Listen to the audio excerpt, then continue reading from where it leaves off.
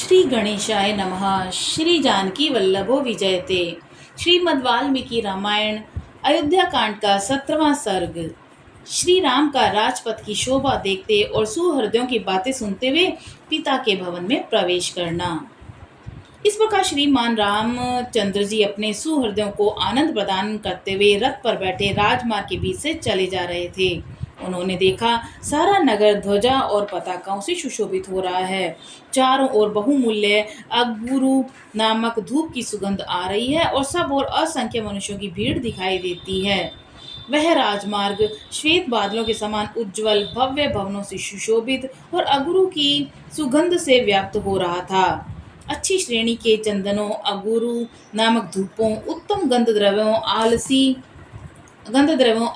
असन आदि के रेशों से बने हुए कपड़ों तथा रेशमी वस्त्रों के ढेर अनबिंदे मोती, उत्तमतम स्फटिक रत्न उस विस्तृत और उत्तम राजमार्ग की शोभा बढ़ा रहे थे।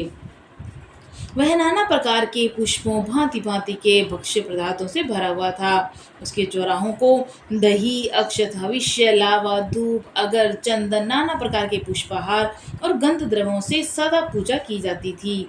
स्वर्गलोक में बैठे हुए देवराज इंद्र की भांति रथारूढ़ श्री राम ने उस राजमार्ग को देखा। इस अपने सुहृदों के मुख से कहे गए बहुत से आशीर्वादों को सूंघते हुए यथायोग्य उन सब लोगों का सम्मान करते हुए चले जा रहे थे।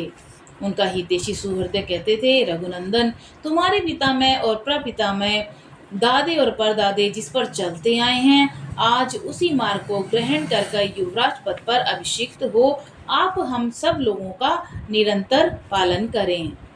फिर वे आपस में कहने लगे, भाइयों, श्री राम के पिता और समस्त पितामहों द्वारा जिस प्रकार हम लोगों का पालन पोषण हुआ है, श्री राम के राजा होने पर हम उससे भी अधिक सुखी रहेंगे। यदि हम राज्य पर प्रतिष्ठित हुए श्री राम को पिता के घर से निकलते हुए देख लें, यदि राजा राम का दर्शन कर लें, तो अब हमें इहलोक के भोग और परमार्थ स्वरूप मोक्ष लेकर क्या करना है। अमित तेजस्वी श्री राम का यदि राज्य पर अभिषेक हो जाए, तो वह हमारे लिए जैसा प्रियतर कार्य होगा, उससे बढ़कर दूसरा कोई परम प्रिय कार्य नहीं होगा। सुहृदयों के मुख से निकलती हुई ये और भी कई तरह की प्रशंसा से संबंध रखने वाली सुंदर बातें सुनते हुए श्री रामचंद्र जी राजपथ पर बढ़े चले जा रहे थे। जो श्री राम की ओर एक बार देख लेता, वह उन्हें देखता ही रह जाता। श्री रघुनाथ जी के दूर चले जाने पर भी कोई उन पुरुषोत्तम की ओर से अपना मन या दृष्टि नहीं हटा पाता था। उस समय जो श्री राम को नहीं देखता और जिसे श्री राम नहीं देख लेते थे, उस वह समस्त लोकों में निंदित समझा जाता था और स्वयं उसके अंतरात्मा भी उसे धिक्कारती थी।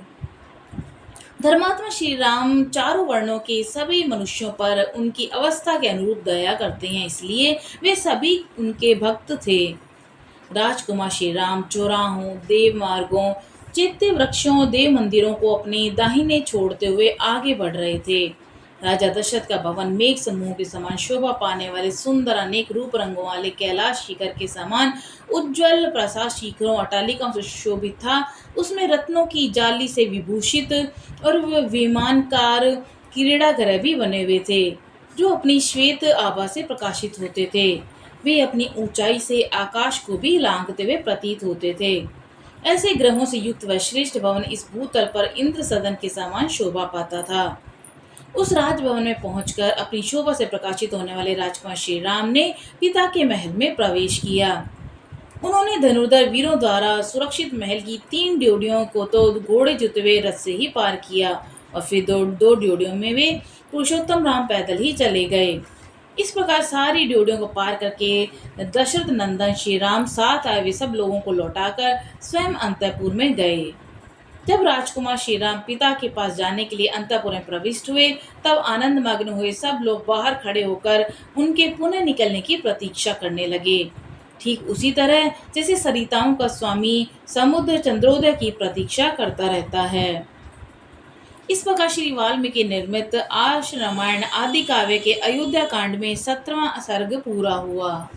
बोलो सियावर रामचंद्र जी की जय, पवन सुत हनुमान जी की जय।